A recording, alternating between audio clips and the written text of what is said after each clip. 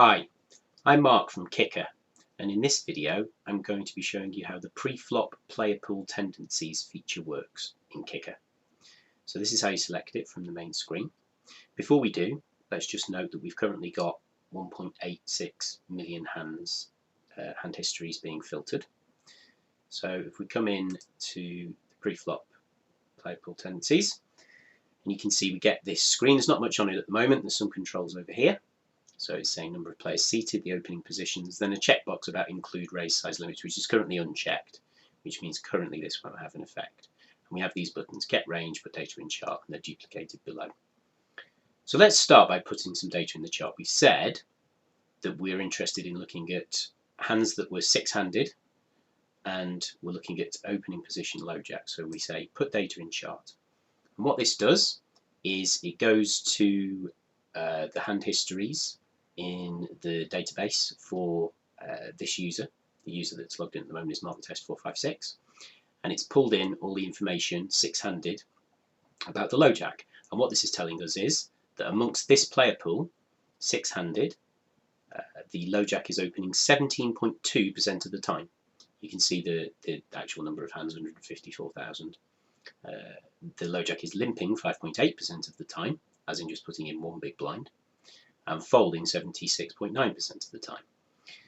So one thing this is useful for is giving you information about frequencies. If you're trying to understand just on average what kind of range someone opening from the low jack is, if you have no other reads on them, if you have no heads up display information, just generally from the player pool, you know they're opening about 17.2% of the time, and from that you can infer a range. I'll come in a little bit more detail to this get range button in a minute. Let's just expand this out. From the open, you can see that you can have a look at the overall response. You can have a look at then responses from specific positions to this low jack open, the hijack, the cutoff, the button, the small blind, and the big blind. Obviously, if we were nine-handed or eight-handed here, you'd have more positions. It's just because we've chosen six-handed at the moment. So if we expand out the overall node in this tree, you can see that what this is telling us is when a player opens from the low jack, there is a call, and that's at least one call, by the way. That's at least one call. It might be more than one call, but no raise. So there's one or more calls just around about 50% of the time. Around about 22, 23% of the time, there is at least one raise, and that might be a call and a raise and then another call, or it might just be a raise on its own, or it might be a raise and a re-raise, but there's at least one raise 22.8% of the time in this player pool. And there are folds from everyone 27.5% of the time. So what that's telling us is of the times that players open from the low jack, it gets through and they just take down the blinds 27.5% of the time. For a specific position, we can look at, for example, the hijack. So from a low jack open, let's just shrink this node down just so it's a bit clearer. From a low jack open, you can see that you get a call from the hijack 13% of the time, and a raise from the hijack 4.9% of the time, and a fold from the hijack 82% of the time. So again, for frequencies, this can be quite useful, because let's say you open from the low jack and you get a call from the hijack and you have no other reads on the player. Well, you know that on average they're calling about 13% of the time. So on that basis, you can try to construct a range to include the sorts of hands that you think they might be calling with. Or similarly for a raise, you can start to construct a range that includes about 5% of hands. So it just gives you kind of frequency-based information. And those nodes, you can expand all the way down. You can see the button response. This is, when you get to the later positions, it's all just assuming that the hijack's folded, the cutoff's folded, and now we're on the button, and what is the button going to do? And you can see the button calls 16% of the time, raises 5% of the time, and so on. The reason why there are two of these, and we can just put exactly the same data in the bottom one if we like, is so that it's easier to compare and contrast. Let's say you wanted to compare how the small blind and the big blind respond. You can compare them next to each other like that. So we're talking about a low jack open and the small blind response versus a big blind response. And you can just see there's quite a big difference. For the big blind, they're calling 28% of the time, whereas for the small blind, they're only calling 16% of the time. And it just allows you to look at those things right next to each other and compare and contrast, which can be useful for trying to analyse the tendencies of players. I'm just going to show you the raise size limits feature as well. By the way, you can put any opening position in here. You could put in hijack, cutoff button, and so on. I just happen to have selected the low jack. If we include raise size limits here, and what I'm going to do is I'm going to say that we're going to have a look between 2 and 2.5. And I'm going to put that in the top chart. So what this is now showing us is the opening tendencies of the players in this player pool from the low jack for between 2 and 2.5. We don't include limping and we don't include folding because we've specifically said it's a bet between 2 and 2.5, so we know it's not limping and we know it's not folding. If we expand that out, and then we can have a look at the overall response, and we can see that there are calls 51% of the time, raises nearly 27% of the time, and folds 22% of the time. If we just compare that to the overall for just a general open without any specific bet sizing, you can see there are slight differences here. But another way in which this can be useful is you can put any raise size range in here. So let's say we go in and we say we want to look at when the range sizes are between, say, 3.5 and 4 big blinds. And we put the data in the chart. There are obviously fewer hands here because they aren't typical opening sizes. But if we expand this out and then have a look at the overall response, you can see that the call frequency drops off a fair bit and the raise frequency drops off significantly and the fold frequency increases quite significantly. And it puts some numbers on that sort of information, so you've got a better idea that if you do open for, let's say, 3.5 big blinds or 4 big blinds, you've got a better idea. Let's say if you then want to look at the hijack's response, you can see that the hijack is raising 3.6% of the time, rather than as we saw here, or rather as we see here, they're raising 5.9% of the time. So they're raising almost twice as often when you open between 2 and 2.5 big blinds as they are when you open between 3.5 and 4. And again, you can compare and contrast this information and use it to try and develop ranges. I'm just going to turn the raise size limits off and I'm just going to repopulate the top chart and the bottom chart. I just want to look at one more thing. One thing I haven't really covered here is limping. Obviously, you can have a look at the responses to limps. I personally don't find that as useful because limping just doesn't happen that often in the games that I play in. But you can do a similar analysis. You can see here that when the low jack limps, the cutoff is calling 8% of the time, raising 19% of the time, and folding 73% of the time, and so on. What I want to look at here is this get range feature. Before I go into this, I just want to be clear about what we're looking at and what we're not looking at. So if I highlight this opening here, where you can see that the player pool is opening 17.2% of the time, when I hit get range in a minute, it's not going to show me the ranges that those players are opening with. Obviously, this is aggregated data across many, many different players. And also, we can't possibly know what hands those players have got or opened with unless they get to showdown. But that is what we try and show, as in the hands that got to showdown. So I'm just going to select get range here. And you'll see that this is showing me the hands that get to showdown and roughly the intensity of the colour, the very, very dark blue. Those hands are heavily represented in the showdown. You can see it actually says low jack open, 6-handed from hands that went to showdown, brackets WTSD, which is an acronym that you might be familiar with from other pieces of poker software.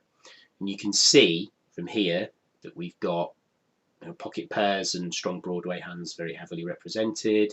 We've also got lower and medium suited aces represented and some of the slightly off Broadway hands here. Unsuited aces aren't very heavily represented at all. And we've got some suited connectors and so on.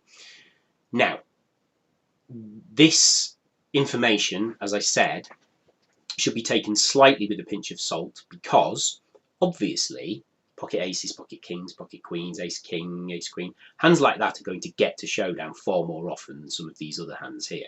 So, I mean, it is possible that, players are sometimes opening with hands here and they just never get to showdown or hardly ever get to showdown. But what this does tell you is the kinds of hands that we are seeing getting to showdown, and therefore we know for definite that players are opening with these sorts of hands a reasonable chunk of the time. And when you're trying to put players on ranges, I think this is a useful exercise to go through, to have a look at what hands did get to showdown, to at least give you a rough idea of the kind of hands that you might want to be selecting and the kind of hands that you might think about maybe not selecting, especially when you get to marginal decisions like, are they likely to favour low-suited aces versus suited gappers, questions like that. You can have a look at these and start trying to work out what's more likely than not. And you can also compare and contrast them side by side, which I'll show you in a minute. You can also look at, you can't look at for the overall because that wouldn't make any sense, but for specific response positions, you can have a look at, let's say we're looking at the low jack open, hijack response. Again, we can have a look at get range, and you can see here that this is the sort of response that we're getting from the low jack. So the fact that we can see that ace king suited isn't represented very much, that's probably because that's being raised with a lot more often, same with kings and queens. But you can see that jacks are being called with a fair bit rather than being re-raised, and 10. So that's quite useful information, I think, amongst this player pool. If you open from early position and you get called, jacks, pocket jacks, are going to be quite heavily in the range, whereas you might have expected that perhaps they might re-raise with those, but in this player pool, not so much. Aces are being flatted some of the time here as well, which is also quite useful information, I think, because we'd expect those to get to showdown a fair bit as well. So again, you can look at this information and you can just try and use it to inform how to construct a range for your opponent. It's not definitive, but you can use it to inform that decision-making process. Same with raising. If you have a look at raising here, you can have a look, and as we said, you can see it, pocket aces, ace king suited. These very strong hands are being raised with a lot. And then some of the slightly less strong Broadway hands are being raised with sometimes. You can see it kind of tapers down until almost nothing with the pocket pairs. And then we can see that there are kind of some maybe semi-bluff free raises here, some suited connectors, some low-suited aces that are getting to showdown. You just get a bit of a flavour of the kind of hands, the kind of value hands and maybe semi-bluff hands that players amongst this player pool are doing that with. I also mentioned that it's worth just quickly looking at comparing some of these ranges side by side, and that's one of the things I find this feature most useful for. So we've got the low jack open in the top filter, and we've got the button open six-handed in the bottom filter. And from this, I'm just going to do a get range. So this is the low jack opening range. And then I'm going to go back to here and I'm going to select the button opening range and just move that over here. And what you can do is you can compare these two ranges side by side. So you start to get a feel for the kinds of hands that are being opened from early position and the kind of difference that you see in openings from later positions. Because even though this is obviously hands that went to showdown, the way that hands get to showdown and the way that hands play out are not going to be that different based on whether you've opened from early position or late position, maybe slightly, but largely, if we're seeing lots of these sorts of hands getting to showdown from a button open and not getting to showdown from a low jack open, then we can assume that these are being opened with far more often from later position. So you start to get a flavour of the kinds of hands that players in later position are selecting, which again can help with range building. Just one final thing on these. What you can do, if you want, is you can use this slidey bar, which will just knock out hands that are only getting to showdown a very small percentage of the time, because there could be some just anomalies in there where just very occasionally hands are getting to showdown and you're not that interested in those that are getting there maybe less than 10% of the time. So you can knock those hands out if you like, and just use this scrolly bar to scroll up, just to kind of sharpen up the range a little bit. What you can also do is you can copy this range, and then if you want to close that down, and then if you go to the pre-flop range builder and you want to add a new opening range, let's just call this pre-flop partial, and you can paste that range. If we go in now, you can see that this is a kind of partial range. It's actually got the combos in the proportions that we saw them get to showdown. Now, for the reasons I've said earlier on, it's probably not a great idea to be relying on this definitively, but you could use it as a starting point. You can also use these plus and minus buttons from ranges that have been pasted in to just up the frequency of all of the partials by 1 percentage point each time if you wanted to kind of bolster them and boost them up a little bit. As I say, it's probably more useful to use this as a starting point for a range rather than to use it definitively, but you can, if you want, paste it in and use it as a range in and of itself.